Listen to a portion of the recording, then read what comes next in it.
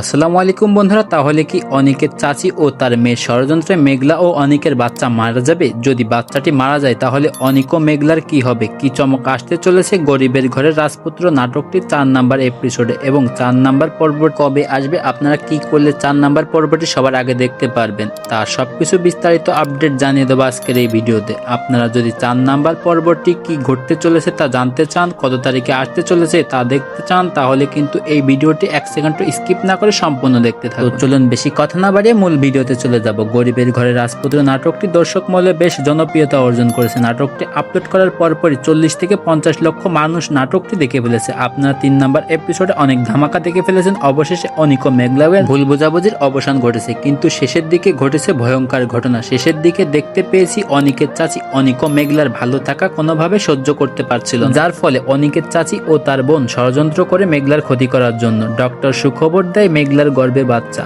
এটা জানার পরে অনিকের চাচি মেঘলাকে দুধে বিষ মিশিয়ে দিয়ে তার মেয়েকে দিয়ে খাইয়ে দেয়। তাহলে এই বিষ খেয়ে কি মেঘলা ও তার সন্তানের কি ক্ষতি হবে? আপনাদের কাছে কি মনে হয়? কি চমক আসতে চলেছে এই নাটকটির 4 নাম্বার এপিসোডে, তা দেখতে পারবেন এই নাটকটির আগামী এপিসোডে। তো বন্ধুরা চলুন এবার বলা যাক এই নাটকটির 4 নাম্বার এপিসোড কত তারিখে আসতে চলেছে। এই নাটকটির 4 নাম্বার এপিসোড আসতে কিছুদিন সময় লাগবে, 7 থেকে 10 দিন, সর্বোচ্চ 14 দিনের মধ্যে আপনারা বিগ বি এন্টারটেইনমেন্ট নাটক ইউটিউব চ্যানেলে এই নাটকটির 4 নাম্বার এপিসোড দেখতে পারবেন। আর আপনারা যদি এই নাটকটির এপিসোড আগামী কালকের মধ্যে দেখতে চান তাহলে এখনই আমাদের ইউটিউব চ্যানেলটি সাবস্ক্রাইব করে রাখুন। আমাদের ইউটিউব চ্যানেলটি যদি সাবস্ক্রাইব করা থাকে তাহলে এই নাটকটির পরবর্তী এপিসোড আগামী কালকের মধ্যে আপনারা দেখতে পারবেন। আপনারা কি চাচ্ছেন? আপনারা যদি চাচ্ছেন এই নাটকটির পরবর্তী এপিসোড আগামী কালকের মধ্যে দেখতে, তাহলে আমাদের কমেন্ট বক্সে আপনাদের মতামত জানিয়ে দিন যে আগামী কালকের মধ্যে আপনারা এই নাটকটির পরবর্তী এপিসোড আপনারা দেখতে চাচ্ছেন। আমাদের কমেন্ট বক্সে জানিয়ে দিন, 4 নাম্বার এপিসোড লিখে কমেন্ট করুন। আপনাদের কমেন্টের মতামতের উপর ভিত্তি করে কিন্তু আমরা আগামী কালকে এই নাটকটির 4 নাম্বার এপিসোড আপলোড করে দেবো। তাই এখনই কমেন্ট করুন আর আমাদের ইউটিউব চ্যানেলটি সাবস্ক্রাইব করে রাখুন। আমাদের ইউটিউব চ্যানেলটি যদি সাবস্ক্রাইব